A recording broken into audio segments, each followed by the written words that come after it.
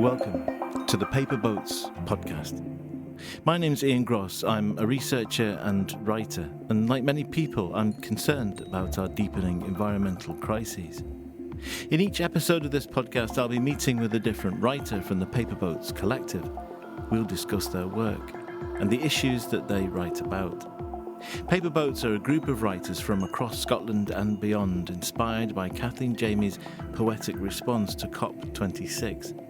They're working together to highlight the impacts of climate change, the ecological collapse we are witness to, and the things we can do to help bring about positive change. If you're concerned about climate change, want to delve further into the issues surrounding it, and like great writing, follow and subscribe to the Paperboats podcast to hear from a host of fantastic nature writers. Hello and welcome to another episode of the Paperboats podcast, and with me today is author and poet Karen Lloyd.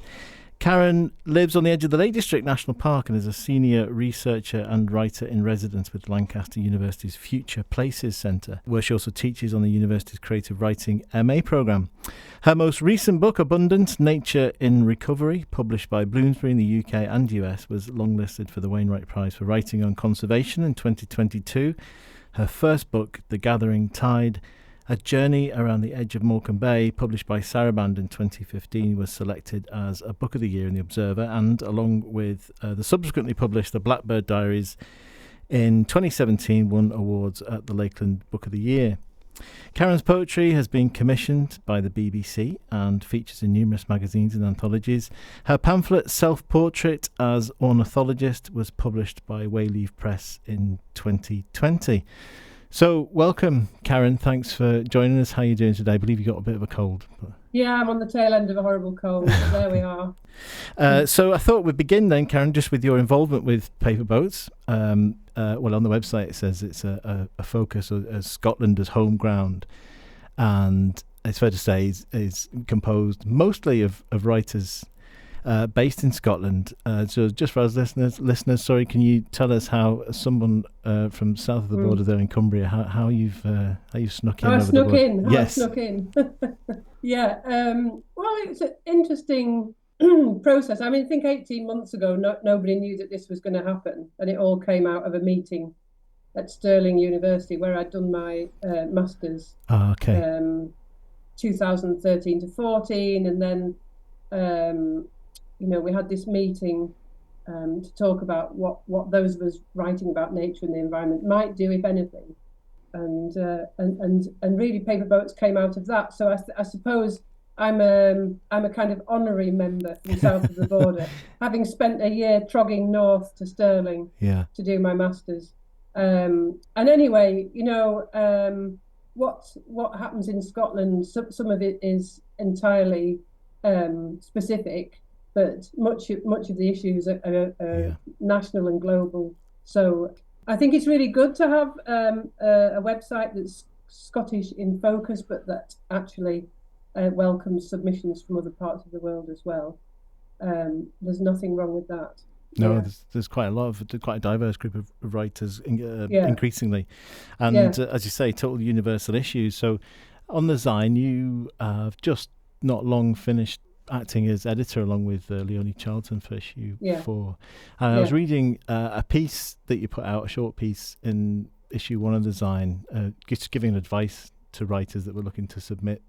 In that you sort of give a provocation to writers to run towards the flames, and I wondered if you can expand on that, and what were your take on the role of the writer in the current crisis that we're in. So it hands up, I stole it. I think I credited Jonathan Franzen. Okay. But Jonathan Franzen, the American writer, wrote a book called The End of the Earth. And one of the essays in that book, he talks about how in the climate crisis, it's the role of the writer to run towards the flames, not away from them. But he also talks more generally about holding up a mirror. So how we hold up a mirror to ourselves, and not to show how great we are, but to show our vulnerabilities. And in particular, the literary essay is a field in which the writer is almost, well, invited to express their own vulnerabilities, to not be an expert, actually, to not be able to, well, to be well informed, absolutely, to be well informed, but also to use a kind of voice, a literary voice that isn't terribly authoritative, and in a way that would really kind of disassociate people. So I think that's the kind of angle of writing I'm interested in, so that we can be authoritative, but it's how we do it and the kinds of things that we choose to write about. Right, yeah, to embrace uncertainty in a way, and Absolutely, and fear, and all those human human emotions that makes despite us, everything. Yeah. And there's I've noticed, I mean, when I'm reading, I notice the way that authors use voice, and there's one that really annoys me, actually, where people say, we know that, and it isn't necessarily the author that knows, it's they've gone in search of information. And I would rather be honest and say, well, I didn't know, but I went and found out, and this is what I found, and this is what I think about what I found. Because I think, again, that kind of absolute certainty, we're not living in a world of certainties anymore. There are hardly any absolutes. So I wouldn't want to use language in a way that just that horribly authoritarian voice that I know all there is to know. That this is the way it is. This is the way it is. Yeah. And the rate of change in the weather, particularly in climate, is evolving so quickly. It's interesting because I just, as an aside, I have never written anything on Ruskin ever. Right. And twice in the past year I've been asked to write pieces about John Ruskin. Right. And so I live in the Lakes, just south of the border. And so there's a lot of similarities in landscape and issues here. But I knew about Ruskin, and I knew where he lived, and I've been to his house, mainly for the cafe, many times. And it's an amazing place above the shores of Coniston. But then I started reading his Storm Cloud essay, and really he is the sort of godfather of modern environmentalism. He was monitoring the way the skies were changing, even in a place like Coniston, because of what was happening in the mills in deepest, darkest Lancashire and further south. And so I feel like there is a tradition there of bearing witness, and that's partly what I want to do, I suppose, in my work, is bear witness. Yeah. But also to think about how we can make change and how we can achieve positive difference, and how the writer can express that. They're the kind of things that interest me, really. Yeah. So on to, you're going to read for us, I believe, and we're going to hear you read an extract from your wonderfully evocatively titled piece, Inside the Rockpool Shrimp, There Is a Dying Star, which is a fantastic title. I love that. And that was published by Dark Mountain a couple of years back, and also featured in the Anthology of Speculative Nature. Yeah, well, I was invited to go down to spend the day with freshwater ecologists looking at was there any evidence of microplastics in tiny marine creatures. And the story unfolds that we went to different locations. We went down onto Morecambe Bay, we went to 3 or 4 different locations there collecting samples, and then back up to the River Leven, which is just south of where Windermere comes out. So you're kind of following a conduit of water and what's in the water column coming out of the largest lake in the Lake District, and in the centre of this cultural landscape. So shall I begin? Yeah, whenever you're ready, that'd be lovely. Okay. Thanks. When you look at pictures taken by a fluorescence microscope of microplastics extracted from the guts of tiny aquatic animals, you can see how they resemble images taken from the Hubble Space Telescope. The plastic particles become superlit implosions, the aurora of dying stars, or the white-hot tails of comets streaming through deep space. To make these microplastics visible, lake ecologists from the UK Centre for Ecology and Hydrology collected samples of marine animals from the River Leven and Morecambe Bay in the northwest of England. The Leven is a 17-mile conduit transporting water and more from Windermere, the Lake District's largest lake, or mere, into the tidal mudflats of the bay. I'd been invited along for the day But when the email arrived, ecologist Heidrun Voigtmeyer's phrase, marine animals, flipped my synapses into overdrive. Momentarily, what I saw was not the Morecambe Bay I was familiar with, but the wider pelagic, my imagination running rampant with the undersea world of Jacques Cousteau, whales, dolphins, and the floating sci-fi spaceships of the giant ray. I met Heidrun, Stephen Thackeray, and Daniel Harvey early one morning in the upper reaches of the bay. Daniel is a master's student whose research investigates microplastics being carried into the bay from Windermere, hefting sweep net, plastic trays, and jam jars of filtered water. We followed a path underneath the busy A590, threading our way through a forest of concrete pillars and emerging onto the sloping, muddy shore. Stephen stepped gingerly over weed-strewn rocks into a receding tide. The prints of a heron indicated a more assured trajectory. Mind you don't fall in, Heidrun called, and we grinned. Stephen jiggled the net back and forth and deposited what exactly into the yellow plastic tray, then carried it back up the bank. We hunkered down to inspect. Plenty of palemon, Stephen said. Palemon elegans, or the rockpool shrimp, are one of the bay's most prolific organisms. A keystone species, they play a major role in what's known as the detritus cycle, or the breaking down of marine litter, and are therefore an intrinsic part of marine food webs. As we peered into the tray, Heidrun said that the samples would be placed in filtered water overnight to allow the animal's guts to empty, and the next day the organisms would be weighed and broken down in potassium hydroxide, then stained with a pigment called Nile red. Bound to microplastics, Nile red becomes fluorescent under the microscope.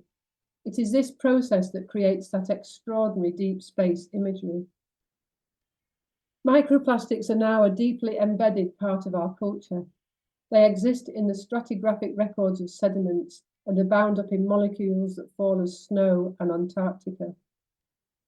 Of the 5.25 trillion pieces of marine plastic in the world's oceans, 92% are microplastics of less than 5 millimeters in size and are commonly ingested by marine life, in some cases in animals as small as plankton. Those ingested toxicants go on accumulating in life forms, magnified continuously in food webs and life forms. The UN has declared plastics in our oceans as a planetary emergency. This upwardly mobile toxic progression represents an environmental justice issue, not only for people who consume fish or who depend upon them for subsistence, but for all forms of life, wherever these plastics are encountered. But who calls for environmental justice for the mudscud or the lithe baby eel winding itself through the water in the yellow plastic tray, only recently arrived all the way from the Sargasso Sea? Can we extrapolate the weight of all the dying stars and comets found in the guts of marine animals, whether in the tidal zone of Morecambe Bay, or in the cultural landscape of the Lake District, or in those bromeliad leaf Amazonian swimming pools, or in that snowflake falling across the frozen, unfreezing continent of Antarctica? In the sunshine yellow of the tray, palemon disappear almost completely. Creatures almost without substance, their eyes are a pair of infinitesimally small dark apostrophes, the spine a minimalist Gaudi architecture, and the antenna and legs mottled threads. There was a slightly larger dark shape behind the eyes that Stephen confirmed were the animal's internal organs. We couldn't see the microplastics that may or may not have been lodged inside the animal's digestive tract, of course not. Regardless, palemon get on with doing what they do as the moon cycles through its sometimes visible and sometimes not waxing and waning, and the tide pours in and out of the bay, and the geological age of the planet collides with the geological impacts of humans. Somewhere inside these tiny palemon is a stomach, and inside that, who knows, a supernova, a comet. Thanks, Karen. I love that. The idea, there's that common phrase, isn't there? The whole world in a grain of sand or a grain of dust. I can't remember which it is. I think it's Blake, isn't it? Blake, but the whole universe in a rockpool shrimp. It's wonderful imagery, but it also highlights how the smallest of things connects into a much bigger world, much bigger universe, much bigger issues. And it's a frightening, it's a brilliant read, but it's a frightening read. It's a stark realization how deeply and widely our activity have impacted on the natural world, isn't it? And I wondered if you could talk a bit more about some of the instances that you learned about in that meeting with the scientists, of the impact of those microplastics are coming out of Windermere, aren't they, and through the river? Yeah, so they're coming out of Windermere. That's what they were looking at, but they'll be everywhere, to be sure. Yeah. And interestingly, we had a meeting at work this morning, and Dan, who was the young ecologist, he's now working with our team, Future Places Centre, on material science, and so his PhD is looking at what those microplastics are exactly, where they're from. And what he was saying is it's not easy to quantify because they're so degraded. You can kind of get the essence of them and almost make an intelligent guess. You can't be sure, but the bulk of them are polypropylene, which suggests things like plastic bottles, plastic food packaging, but also things like fishing tackle, right, and microfibers coming off clothing. Yeah. So the other thing that we know is that Windermere has been subject historically to massive dumps of raw sewage by United Utilities since the Tories decided that this was not a problem and that shareholders' profits came before the environment. So what that means is that people's domestic water, which includes washing machines, of course, is being released into the lake.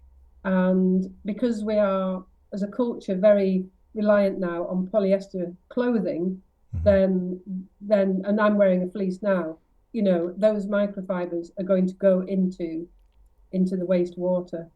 And then what happens is that at the sewage plants, materials are recovered, and a lot of those materials are useful as fertilizer, and it can go back onto the land. But we don't have the capacity at the moment to extrapolate the microplastics. So it's all getting dumped back onto the land, and then guess what? It rains and it's all getting washed out into the water again. So it's just becoming a sort of spiral. And what we can assume is that over time, the amount of plastics is just going to build up until we can get technology that can actually divert microplastics away from the rest of the sewage output. But when I was researching the piece, there are shreds of hope, and one of them is in the Netherlands, where they're using something called bubble jet, I think it is, or bubble technology, to get plastics to float to the surface of water, and then they can extrapolate the plastic from the water. But then what do we do with the plastic? There's always this problem about, well, what do we do with the plastic and where does it go? And we know there's horrendous stories about where plastics end up being recycled, whose children the burning of affects, not ours, I hasten to add. Yeah. And in the longer version of the essay, I think it is, I talk about Grangemouth oil refinery, where I think it's 2 ships a day of fracked gas from the United States arrives, 2 massive container ships, and all that fracked gas is made into single-use plastics. Good grief. So the question is, should we be fracking gas anyway? Yeah. Why should we allow the proliferation of single-use plastic when there's enough plastic in the world to make whatever we need anyway? Plastic per se is not the problem. It's been a really useful piece of technology for humans. It's the predominance of single-use plastics. And so in the longer version, I kind of have a justified go, I think, at Grangemouth oil refinery.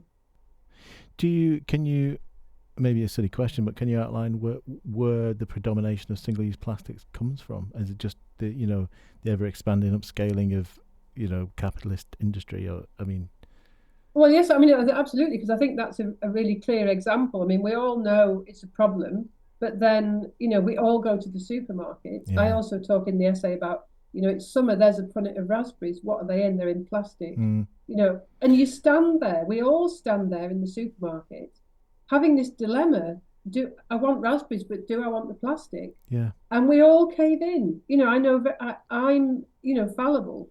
Like I was saying at the beginning, we're all fallible. And if that's the system that we're being forced to live in, then how do we break out of it? I've been to supermarkets on the continent where fruit's always in plastic, in cardboard. Yeah, or paper Cardboard bags. costs more. But we allow these huge profit-making institutions to continue, To dictate. and people like Hugh Fearnley-Whittingstall have done amazing work to try and doorstep them and challenge them. What difference has it made? Really, we need governmental change here. Well, interestingly, I was on a research trip recently to Costa Rica, and in one of the national parks, we've been warned ahead that we had to have our bags checked on the way in. Guess what they're checking your bags for? That you haven't got any plastics. You're not allowed to take plastics into the park. That's great. Imagine if we did that here. No plastics in Brown Windermere. No, it's infuriating. I mean, even, if you buy some tangerines or some oranges or something, they're often in that horrible plastic netting, and which Absolutely. is completely hazardous to wildlife, and it all ends up in landfill. Yeah. And or being burnt in Indonesia. Or being burnt, yeah. For in that extract you just read, you say how it's the microplastics. It's hazardous for humans, because we're all consuming it inadvertently. And you say, but who calls for environmental justice for the mud scud or the lithe baby eel? And that opens up a much wider debate, I guess, doesn't it, about the rights of nature, and how do we try to approach or acknowledge or do something about that. And I'm wondering what your thoughts on it are. And I know you're keen on establishing maybe nature reserves, things like that.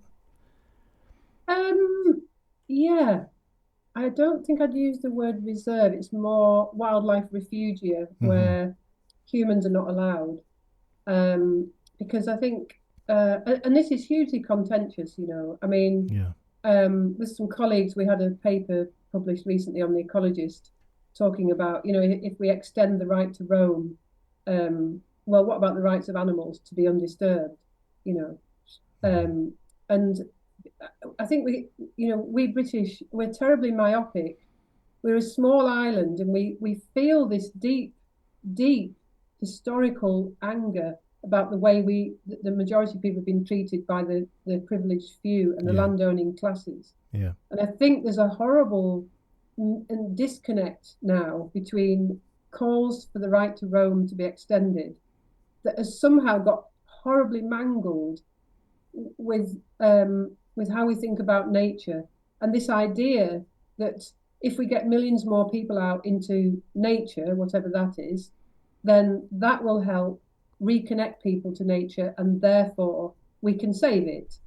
Now, so I would disagree with that sentiment because a number of reasons. First of which, I've seen what happened when millions of people come into natural spaces after COVID, particularly in the Lake District. The place was utterly trashed. It was utterly heartbreaking seeing the kinds of mess that people left. People came and camped and walked away, leaving whole encampments. Yeah. So if we want the rights of humans to go everywhere, how do we also give rights back to the land itself and to the creatures that live in that land? So it's not automatic is the first thing I'd say. But my primary concern, my overriding concern, is that we have this myopia that stops us seeing the extent of the loss of wildlife we have in this country. I think it's up to about 70% since the 1970s or the 1960s. So if we assume we've got 30% left, and if we assume that getting millions of people more out into some vulnerable landscapes, what does that mean for the 30% that's left? Yeah. Now, on the continent, I've seen places like the Pentazug National Park in Hungary, from which humans are excluded. It is an entirely semi-wild, they call it, reserve, primarily for the Przewalski's wild horse, which was on the verge of extinction after the Second World War. I think they were down to about 12 mares in the whole world. and it's part of a breeding program. And it's amazing. It's the whole ecosystem works. So, and then you have the Netherlands where, I went and looking at, it was the national park where wolves had set up their first territory when they came back into the Netherlands a few years ago. And we walked along, we're going along, going with the guys, and there's this little fence. It's a little low bar that you could step over. A child could step over it. And it just has a little sign that says, wildlife refuge, no admittance. Nobody questions it. And that is my question. Why are we questioning the idea that we should have some places where nature has the right to silence, I think, to be away from human disturbance? I think you're right. It's that historical connection between land use and land ownership and exclusion on that basis, and that access has been hard fought for. So where it's allowed, and then a lot of our landscapes that are protected, a lot of our national parks are deeply cultural landscapes. So it's very difficult to untangle the human from the landscape in that regard. And then even in Scotland, you know, got the history of the clearances, and so any exclusion is kind of smacks of a new form of clearance, and it's so contentious, isn't it? And I wondered how. Do you have any thoughts on where and how you would introduce these enclaves where nature can be protected and human impact and presence reduced? That's a really interesting question, and I'm totally hands up, not an expert, but I do talk to other people about this. And I was talking to somebody involved in the Big Cumbria Connect project, which is putting back this integrated landscapes, one of the biggest landscape recovery projects in England. And what he was saying was that the more complex you make a landscape, and the more it can function as an ecosystem, the more difficult it might be for people to get into. And therefore, that's a really good way to think about creating a refuge if you've got a really complex habitat. Yeah. And that was kind of like a new idea to me. And I thought, oh, bingo, that's a great idea. But I think because of what we are where we are, we also have to go faster than that. And I suppose you'd have to look at areas where there were species that we knew that were subject to disturbance, critical, that were very vulnerable species, and then decide whether an area should be off limits, even mostly for the season, for a particular season, for the breeding season. Yeah. And, you know, where I live, we've got a massive problem, as I think there is in the rest of the country, the huge, massive, monumental increase in dog ownership since COVID. And the impact of that on ground nesting birds is phenomenal. So how do we talk to people about being in the countryside and understanding the impact of their behaviour in allowing their dogs to be off and running? You know, huge numbers of working spaniels whose job is to quarter the ground. Well, that's no good if you're a skylark. No. So, you know, we're just not moving. I was talking to a politician locally a couple of years ago, and he said, we have no time. We have to hit the ground running. For 2 years, I've been asking for support to turn our grass verge into a wildflower verge, asking for support from the local council. And they were tied into a 15-year cycle of private contracting to cut the verges. Right. So, you know, hit the ground running, 15-year mowing cycles. Where does that leave us? It's not necessarily a thing that you see all over the world.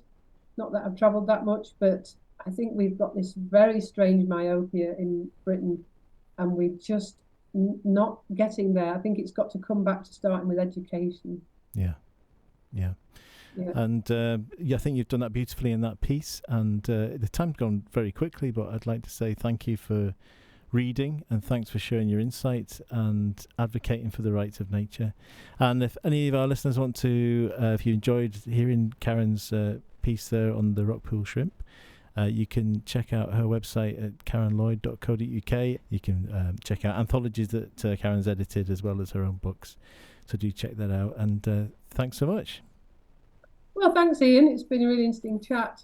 And I didn't cough once. No, you didn't. No, it's good. Okay.